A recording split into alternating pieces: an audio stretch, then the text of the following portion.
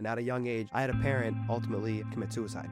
From then, it impacted me, impacted my siblings, and kind of really everyone else in my family. What brought me peace to it was the fact that the action that she did was ultimately the decision that she made herself. I feel that everyone at some point is going to have a major humbling experience in their lifetime. The counselor who I talked to, I said, "You were right. You said no matter how much you bottle it up, it will always come back to you. Suicide is never the answer. Will never be an answer. It doesn't end the pain, it just gives it to someone else." Welcome back to Guiding Tides.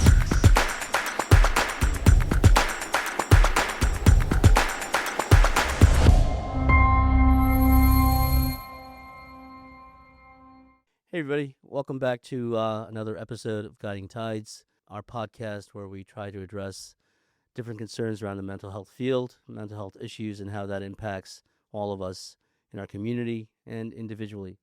I'm very happy to introduce you to our guest today, Josh Smith, young man who's getting ready to move on from high school and on to bigger and better things. And we're going to talk about his journey growing up and the different episodes in his life where he's had to struggle through, grow from, and decide how he's going to handle his future that's rushing at him. So without further ado, Joshua, welcome to the show. We're Thanks really for happy having to me. have you here. Yeah, absolutely, man. So if you could kind of introduce yourself to our viewers and who are you, and give me a little background as to why you're here. Yeah, what are you doing here, kid? Yeah, so just like my said, my name is Josh, about to be a high school graduate. Here to talk about my journey. A lot of mental health related journeys in particular. I was not talking about my mental health at 17, but everyone else was. That's for sure. I think that's fair across the board, Jeff.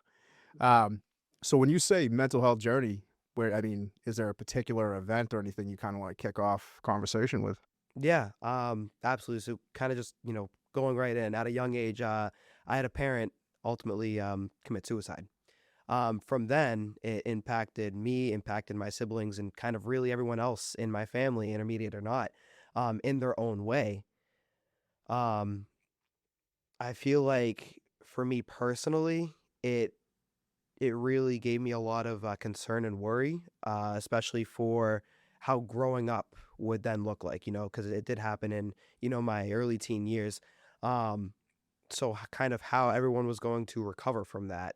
My siblings, they're not much older and younger than me, other than, a little brother, but he was the youngest one to experience all of this. And even today I still kind of, wonder, how is he going to recover from it? How is he going to, piece that all together, especially as he continues to grow up? So it sounds like when that traumatic event, and I'm very sorry that happened to you, Yeah, absolutely. I I'm hearing that you took a lot of responsibility on for yourself. Am I correct in saying that? You are correct. A lot a lot of where my mind went was, well, my siblings. How am I going to help my siblings? In the very moments after the incident, very traumatic, my focus was, okay, my siblings, how can I prevent them, or better yet, how can I help them protect their own peace of minds from the incident unfolding? How can I jump into action and better assist them? I kind of, threw myself off to the side and thought that, this is going to be something not too hard to go through. It happens a lot. Unfortunately, it happens a lot in the everyday world. Hang on a second, because I'm trying to grasp this. Approximately how old were you when when when your mom committed suicide? So I just turned 15 when this had happened. Wow. So I work with teenagers all day, and your run-of-the-mill 15-year-old is not where you're presenting your thought process was at, because you're presenting in a very clear, decisive manner. And so were you at a point where, like, you're sitting in your room and you're absorbing what happened and you're like, I got to do something for my siblings? Or was there a period of adjusting to the fact that this is happening to my family, this is happening to me? Yeah, to you as well. Right. Now, exactly, right? Like, there's a process of absorbing trauma, a traumatic event, and figuring out how you're going to handle it. But the process of dealing with trauma, it's called trauma for a reason. Like, it's an impact of like knocking you off your feet, you know, and there is a point of like, I don't know what to do. I don't know what just happened. Was there a period in that time that you felt like that, or am I just assuming too much? No, absolutely. So this was in pretty much the very beginning, if not the moments right after. I won't go too deep into detail, but when it happened, everyone was outside of the house, and so while she was in the house, my siblings were outside. Okay, well, let's take my siblings to the backyard or something, further away from the house where everything had just happened. Kind of embrace them, see what they need. How can I support them? And I knew right off the bat that this would affect everybody. Like I said, although it's common, it still has its effects. Were you in that role prior to your mom committing suicide? Were you in the caregiver role? Because it sounds like, I mean, that's a caregiver role, you know, and you're still a sibling.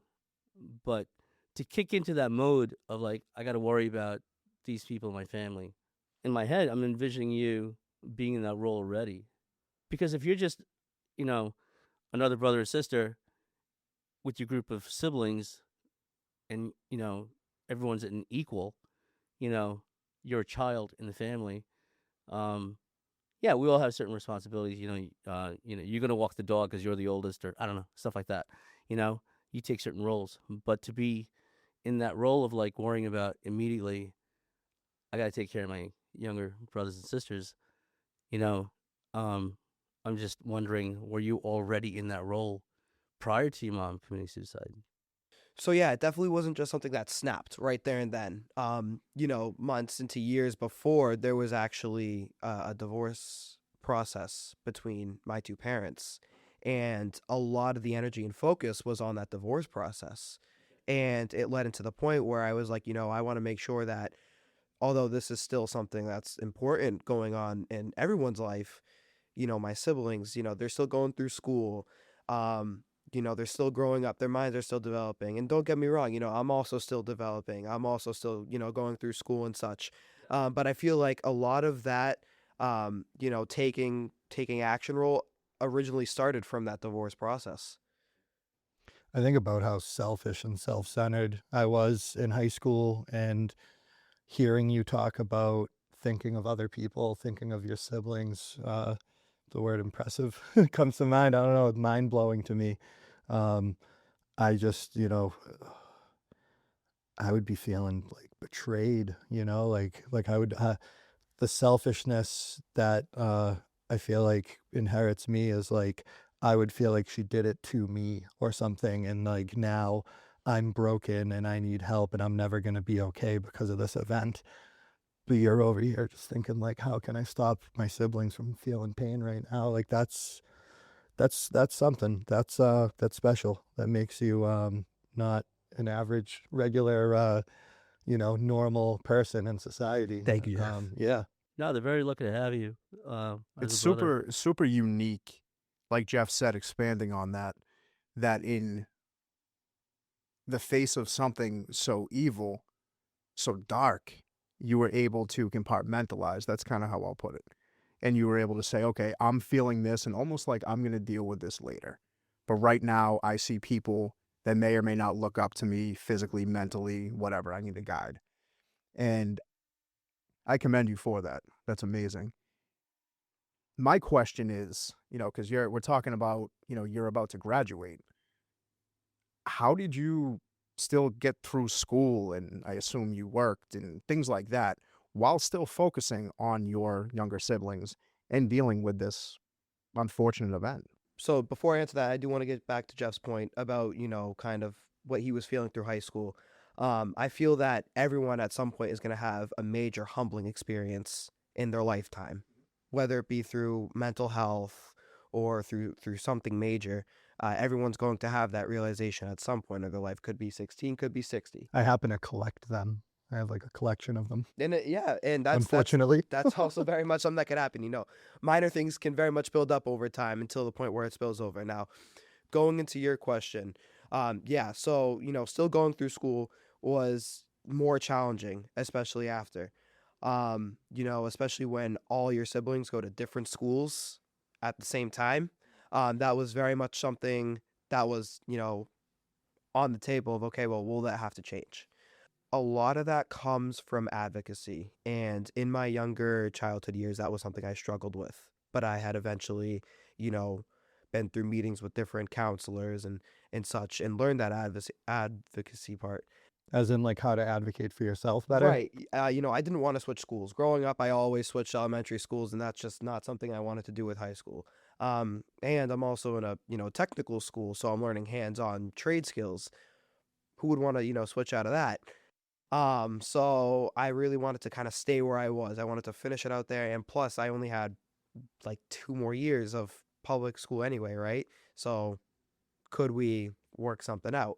I wish I could say that all my siblings, could experience that as well. But unfortunately, due to other situations, they had to move their school, just based off of where they were living and such. I'm still wrapping my head around the fact that you stood up, you stood up to the plate, and took on that role. You said you went through therapy and you learned how to be an advocate for yourself, and that's great, But prior to going into therapy, when you were at a point of hearing that you needed to address these issues, or you yourself saying, "I got to do something about this," talk to me about that. Talk to me about how you had to look at yourself and figure out what you needed to do for yourself. Here you are in the caregiver role, and that's commendable, and that's great, and but I also see people who kick into that role very quickly being the savior for everybody, but then putting themselves and their needs off to the side because a lot of times it's too painful to address. I can deal with Jeff's pain and I can deal with helping him and make sure he's okay, but I'm not going to deal with my issues because they scare the crap out of me. So at what point did you start looking at, I need to look at me? So early on, it wasn't so much me realizing the issues, but it was other people pointing it out. My parents were kind of pointing it out. Resource people from school, they were kind of pointing it out, and noticing it. So it was just kind of, you know, school resources that I utilize, counselors, speech therapists, and whatnot, and how to overcome those issues. But No drugs and alcohol. That's weird. Just kidding. um, but leading up into, high school, you have to then, you have to take control of yourself. You have to understand what you want for you, right? You're not gonna have people chase you down and tell you what you're doing wrong in high school. No, you got to kind of figure that out yourself. You do. We all need to do a lot of things. I should go to the gym. I don't. I should, lots of things I should do, but I don't, and I'll make excuses not to. But with dealing with trauma, what I often find when I'm working with people is that it's not the excuses that they're making up to avoid dealing with the issues offhand. It's still dealing with the rage and feeling abandonment, feeling that they were robbed of the life they should have, and being angry at the person in this example, in this situation, the person that committed suicide. Did you go through that journey? So Jeff mentioned earlier about, it feeling like a like sabotage almost, or selfishness. It definitely did feel that way. It definitely felt, when she did that was like a stab in the back almost, you know what I mean? When it came to having to deal with that trauma and making excuses to kind of not deal with that trauma, right? I was kind of like, oh, well, I don't really feel anything, so I'm fine.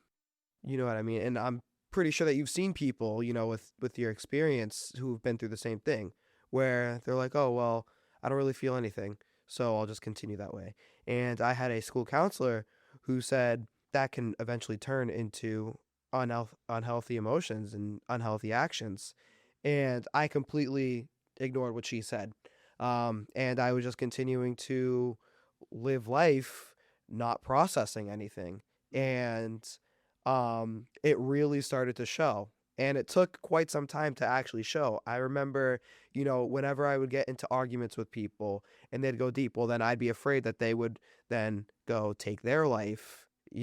So were you kicking into the pleaser role? You know what I mean? Like, not confronting a situation, but always wanting to do the right thing. Always want to be the helpful guy. Yes. Yeah. I can definitely say that was, yeah. Where did that come from, though? I'm reading that and I might be wrong here, but did you assess any blame on yourself? After the passing? Yes.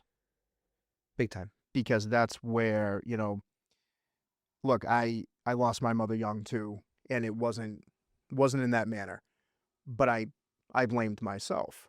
So hearing that people pleaser, I know at my root, it comes from that. And that's what's prompting me to ask you that. So kind of speak on that a little bit and where you currently stand with being a people pleaser and thinking it was your fault. So recalling from my mother's passing, a week or two beforehand, her, my sister, and we had all gotten into a really nasty argument. And it was to the point where I've never had an argument like this, especially with a parent. You know what I mean? When you're young, you're grounded, you're punished, stupid stuff. But this was, like, this had to deal with the issue between the parents, because the issue of the argument was me talking to my father while the divorce process was going on. And, it was to the point where they were really separating their own ways. And it had just turned into a really nasty argument. And it was dragging into days. I don't like to keep an argument going for days. Sure. Really don't. There's other things to be focused on, and life is short, and it's not promised. So where do you currently sit with the idea where you assess blame? And if you don't, what shifted in your mind? What kind of brought you peace to that emotion? What brought me peace to it was the fact that the action that she did was ultimately the decision that she made herself. Mm-hmm. I couldn't influence, her to actually take what she did physically.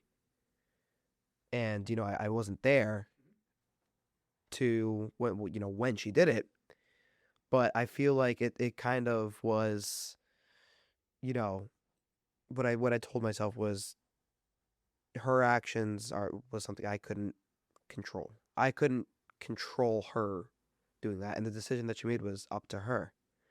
Not saying that she was in the best peace of mind when she made that action. I personally believe that anyone who commits suicide isn't in their best mind at all. I just wanted to make sure where you sat today that you weren't blaming yourself. Because look, you immediately jumped into action. You kind of put your emotions on the back burner. You jumped into helping other people. Wounded healer. Wounded healer. But healer nonetheless. Absolutely. Completely agree with that. But, you're very much so still in this journey. You're going to be in this journey for the rest of your life, right? At different phases, it's going to come back up. And I just wanted to check in there just to see where you were at with that. Because, no, it's not your fault, and that's probably the best way to put it, that it wasn't anything that you did. People who are in that circumstance, which is very unfortunate, and it's very important to recognize those things, but that's off topic. It's ultimately their action, even if they aren't in a good headspace. I feel like taking steps to kind of recover and really process all of that. I mean, this is kind of one of the biggest steps that I've taken so far, is kind of openly speaking about it and wanting to reach others about it. Um, Kind of going back a little bit, when it was, um, not processed at all, and I didn't want to take any action. It was, like I said, I was afraid that, getting into arguments, people would then, commit self-harm, suicide, things like that. So I would avoid all kind of conflict. You know what I mean? And kind of when anyone would say something, I just kind of shrug it off. Leading into these past couple months, honestly, right? Kind of really trying to unprocess that, and which is still recent. I realized that the counselor who I talked to, she was right. And I even went into her office. I said, you were right. You said no matter how much you bottle it up, it will always come back to you. And she kind of had that, realization. It's important. It's an important conversation. I'm happy that she did that. I'm grateful that you had that realization. You went back. I'm sure she felt pretty good about that. Do you find yourself at times slipping back into the feeling of blaming yourself or the anger that you felt years ago? Because I don't think it's such a linear process of like just graduating from stage to stage.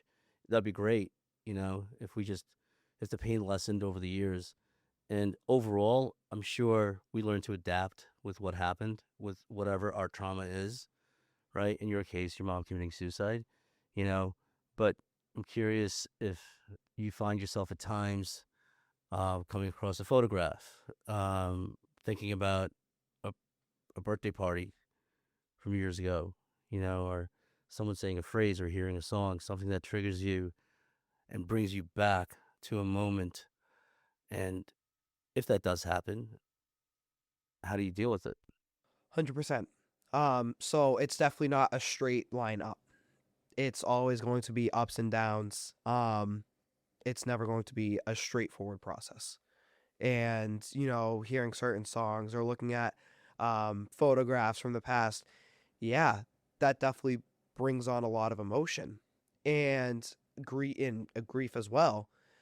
Um, when this first happened, I had a counselor actually show me something, and it really changed my thought process of how grief comes and goes. And I'll try to explain it the best that I can, but it's a room, and in this room there's a button on the wall, right?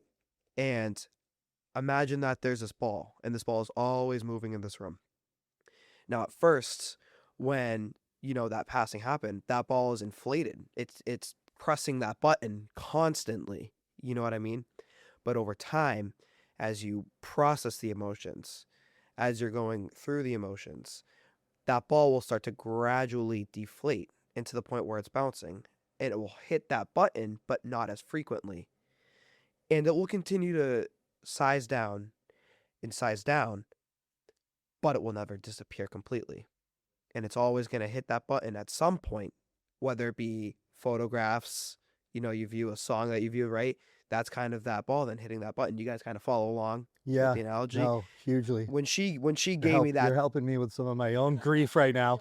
I will say I've given that analogy to some people, and they're like, wow, it's kind of like a realization for them. But when she showed me that really changed my perspective of grief, of processing emotions.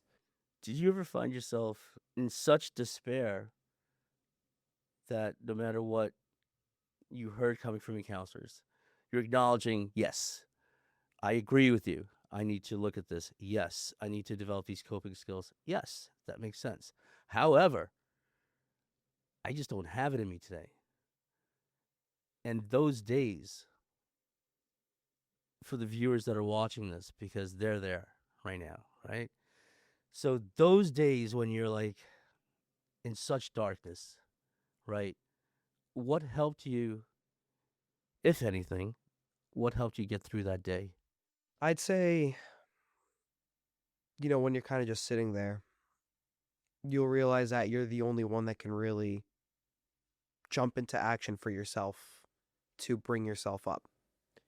Of course, you can utilize counselors and therapists, um, but ultimately you have to play your part when it comes to this. You have to play your part. You have to, and I feel like the most important part is actually accepting. For a lot of people, I think it's accepting that, this happened and it sucks that it happened. But how am I going to recover? Because no one's going to come, take your mind out and redo it for you unless you can accept the fact that you need the help.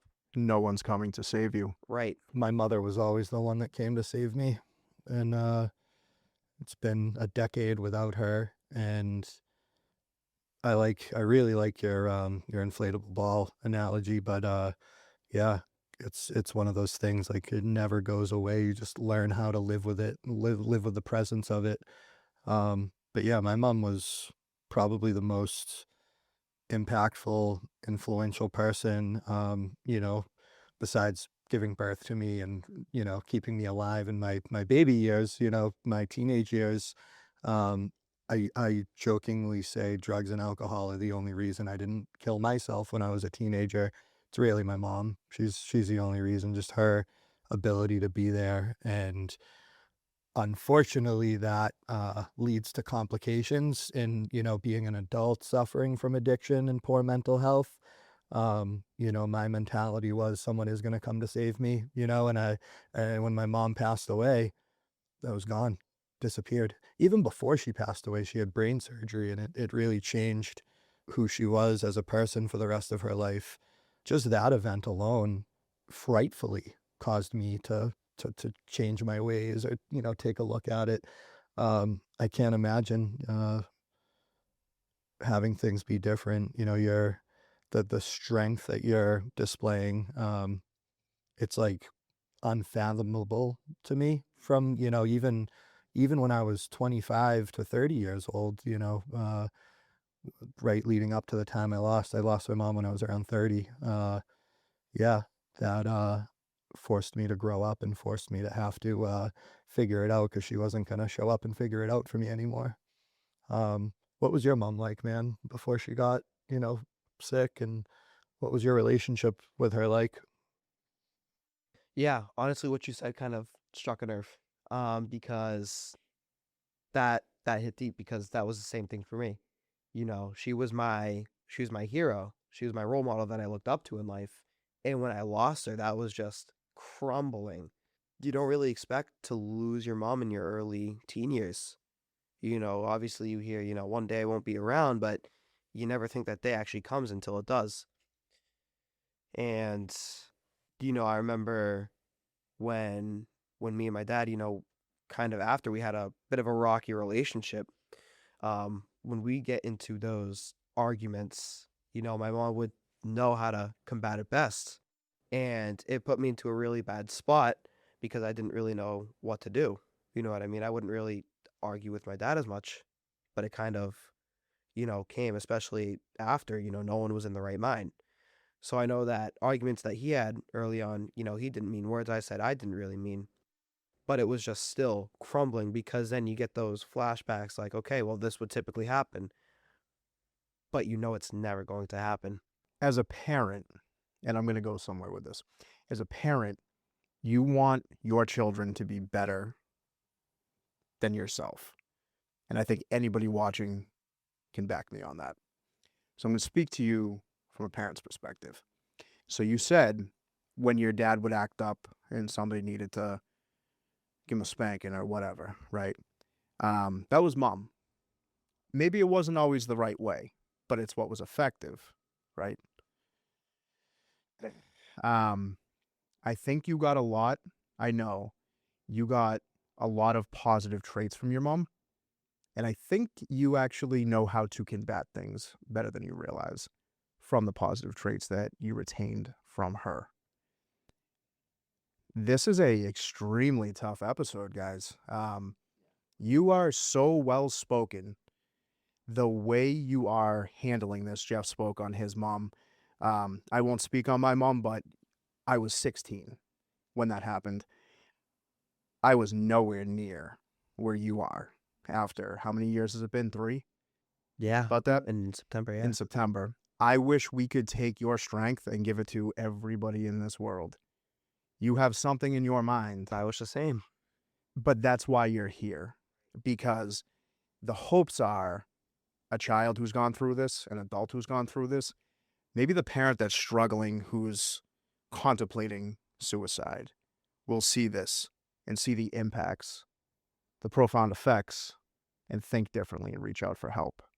I know a lot of people from my professional life that have lost children or loved ones to unintentional overdose, comparable to suicide in a way, certainly sudden. And with most people that I've lost close to me, in that fashion, there was a lingering question of, was it intentional?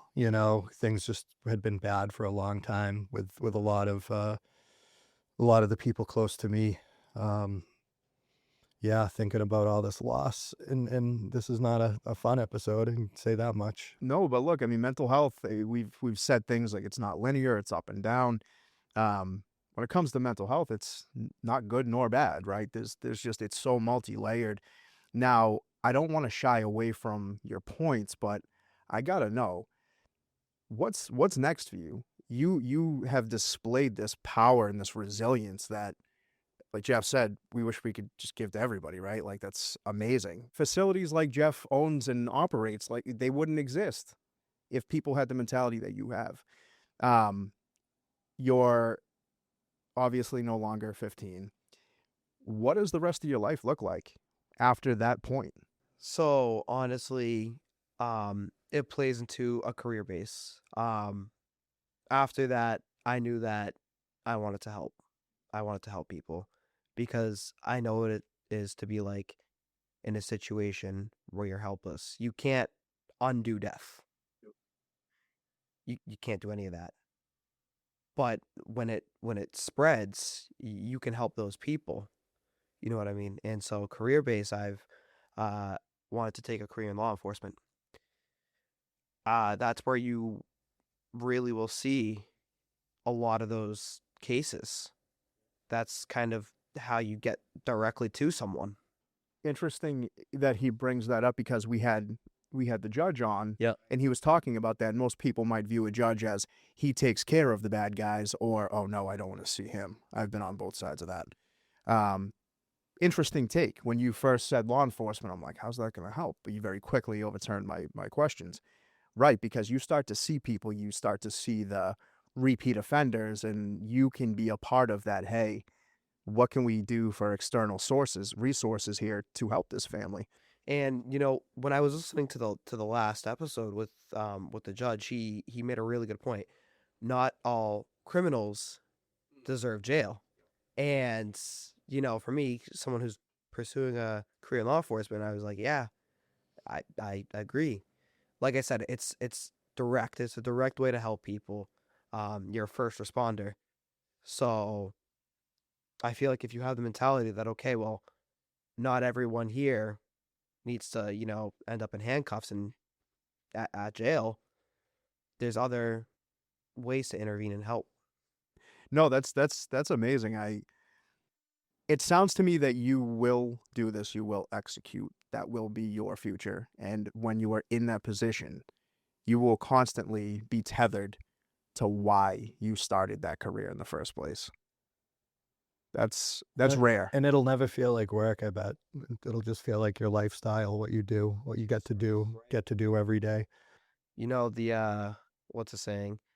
If you have a job you love, you'll never work a day in your life. There you go. We're all still looking for that, yes. So you have that figured out in your late teenage years. That's amazing. Now, how are, a little controversial for me to ask this, but so how are your siblings doing, and going forward in life, how do you plan on being a part of their life, supporting or whatever? I really do want to be a part of their life. just unfortunately with living situations, it can be difficult because not all of us are pieced together. Not all of us are in the same mindset. And, I'm glad to know that I have at least one sibling in which they're in a school which can better support them. It's more of like a supportive school where there's on-site clinicians and therapists and counselors. And I'm really glad that they're there. Um, and for my other sibling, I'm glad that he's having access to those counselors, those therapists when he needs, especially in school. And I'm glad so far that the school system has played that role um, in their life. Unfortunately, I don't see them utilizing it as much as I would want them to. Your siblings. Right. Right. Yeah. Just from sometimes hearing stories, I would wish, for my sibling who's in um, the supportive school, I just wish that they would access the help, that's there, but use it as intended. You know what I mean? Use it for the way that it's built and created. Sure. But there are barriers in that way, you know. I mean, I think the students I work with on a daily basis, nobody gets out of bed and says intentionally, I'm going to ruin my day today. I'm going to cut class, get in a fight, embarrass my parents. I'm really going to screw today up. Can't wait. But do they do it? Yeah, they do it. But there are issues as to why. A lot of it is avoidance of accepting help because that's so painful to acknowledge that I need help to talk about X, Y, or Z. Right? So, yeah.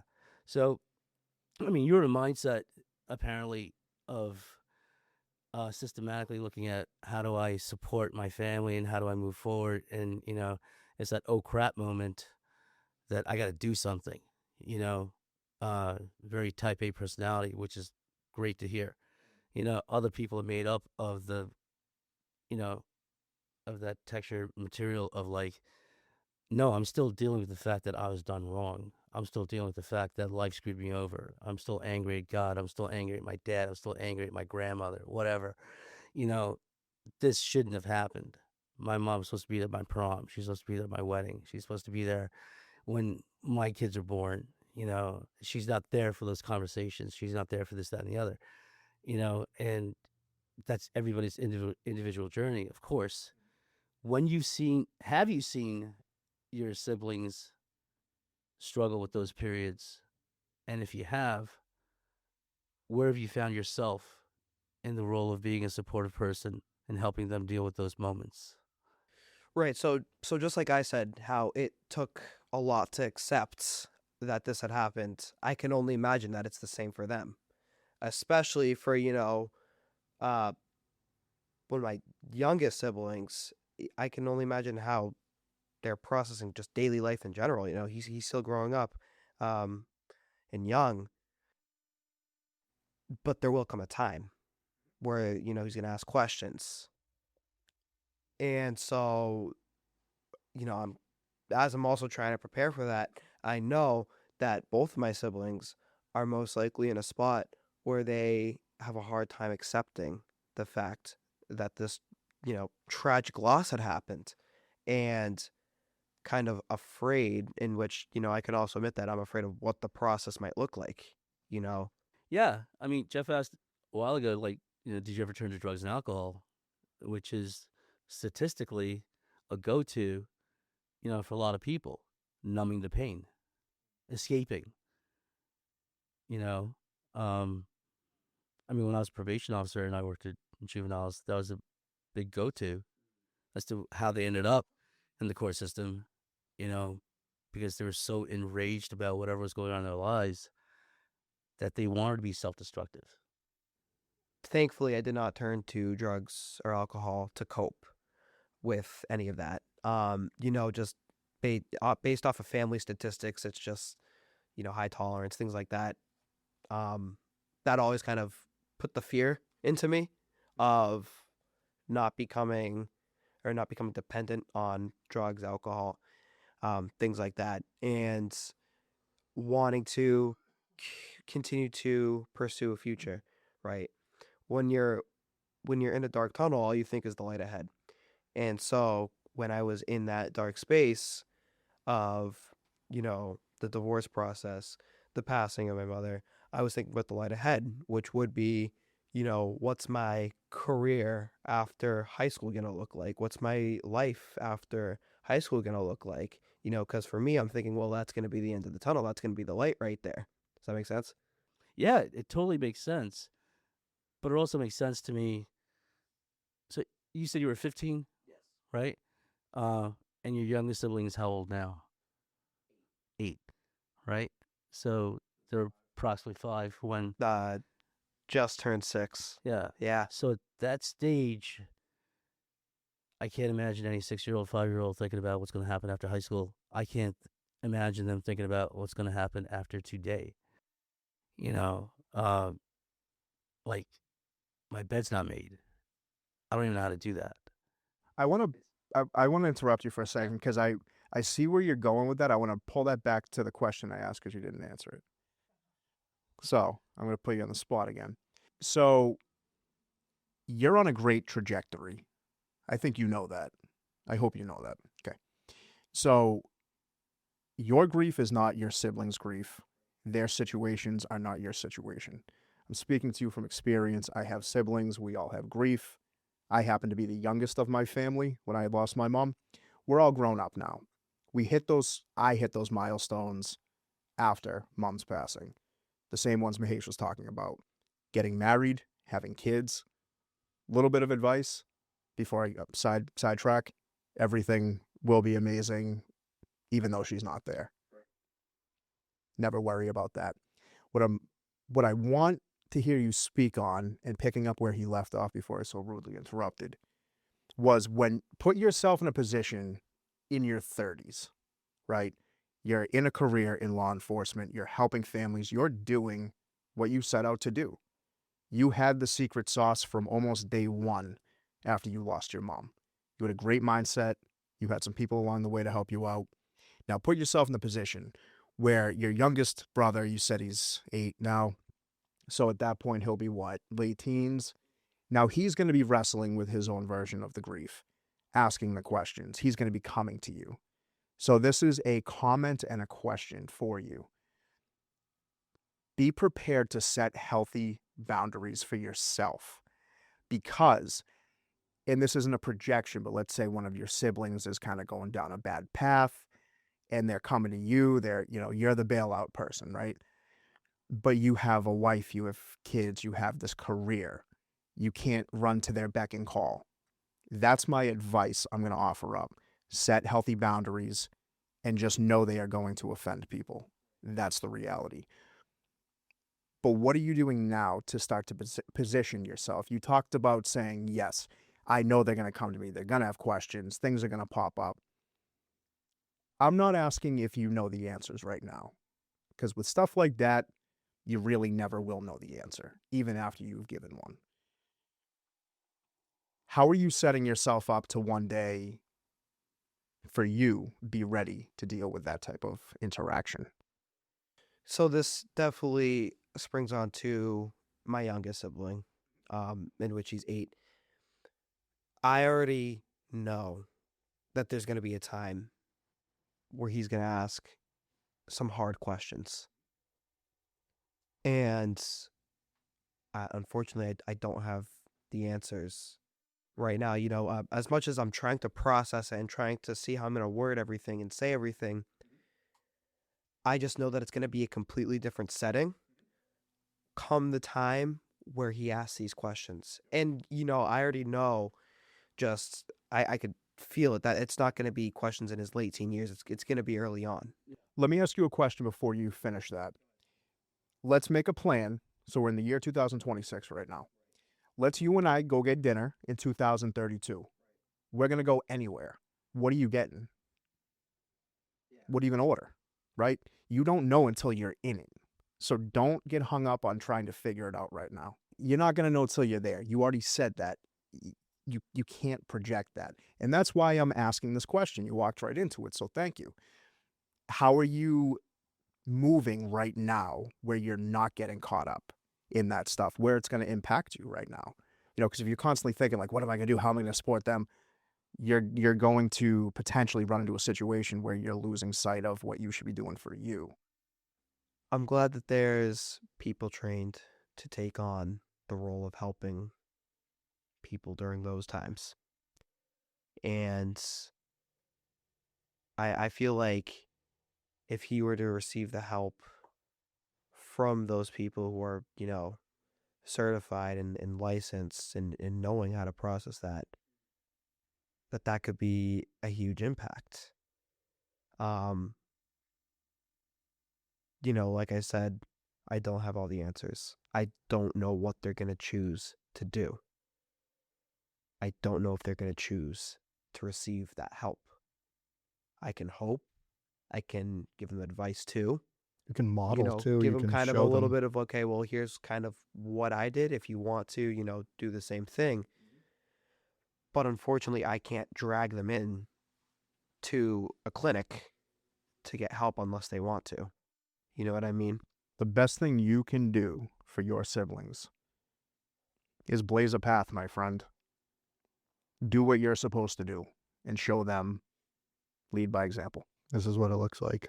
This is what we do. And when they have questions, you'll have answers.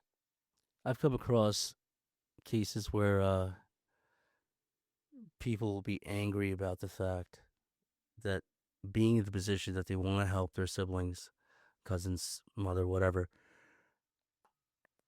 and they struggle with but if they only did this, if they only did that, if they only got out of their own way, and they have the steps as to what this other person needs to do to help themselves, right? And the frustration is that other person they're talking about, that they're worried about, that's the person that's struggling, don't see it, you know?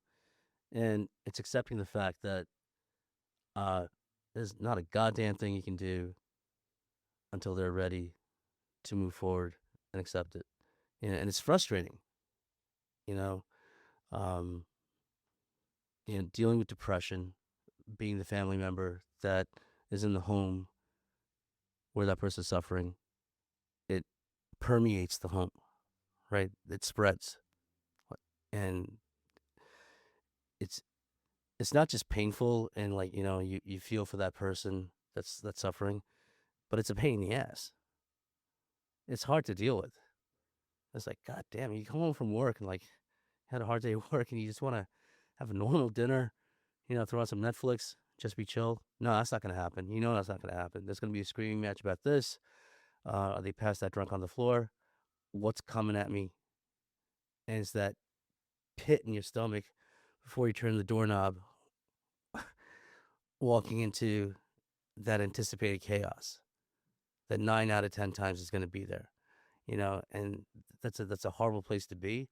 But knowing that you can only do what you can do in your life to lead by example and to be a support and not have to know the answers of what's going to happen 10 years from now.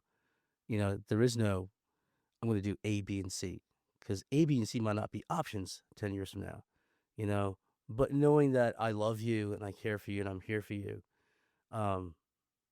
that's the root of it, you know, and hopefully things will develop from there. But that other person has to receive it, right?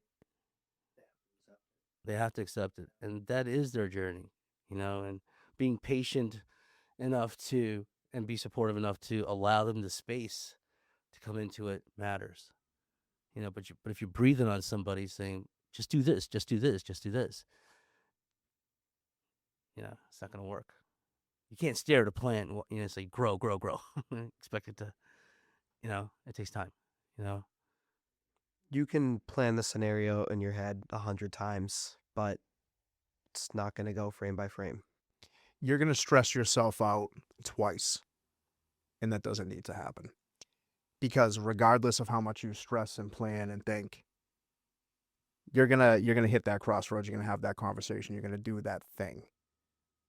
You'll feel emotions in that, so you're preemptively feeling things that you might not actually have to feel. That's something that I came to the conclusion on the other day. Look, Jeff, unless you have anything to add, I know you were going to jump in a second ago. You good? Just kind of recapping. You went through something nobody should ever go through. You went through something that most of us will go through, which is the death of a parent, at a very tender age. The resilience you've displayed, the clear path ahead of you is profound. We're all double, triple your age. Seriously, what you've stumbled upon as young as you have is very impressive. You had told us initially your mission coming here was to help other people. You're going to do that. And that's going to be the theme of your life. That's what I feel from this conversation. We've been rolling for about 51 minutes right now. And I can just see the rest of your life being the pillar and the guiding light for people. People say this to me all the time, Jeff, probably you, Mahesh. I don't know where you sit with this, but your mother's beyond proud of you. And I hope you know that. You are doing her every bit of justice. Do not stop being you. Before we end this, is there anything you would like to address to somebody out there going through this? A parent, anybody. This is your episode, your space. Camera's right there. You can make your statement. Suicide is never the answer. Will never be an answer. It doesn't end the pain. It just gives it to someone else.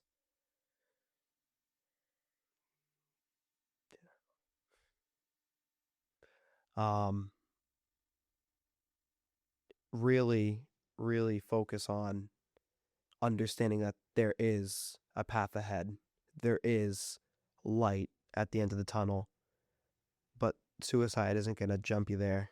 It's just going to keep you in that darkness, if not extended. So that's one thing I'd have to say. That would be it. What should someone do instead? What kind of advice do you have to somebody struggling in that dark place? Really push yourself to receive help. Push yourself with whatever energy you have left to receive help. If you're in therapy and it's not helping, push for more therapy. Or push for something that you think will benefit you. Counseling, even just having a support system. Doesn't even have to be a therapist or a counselor, just someone that you can lean on. A support system. Thanks for coming on, and thanks for sharing your experiences. I'm really impressed with you, and I wish you every bit of success moving forward. And I'm really happy to hear that you're there for your family. And I can't wait to see, what's gonna happen like 5-10 years from now Thank you, when we Mahesh. get together. Yeah, absolutely. Yeah. Thanks, man. Thank all you guys.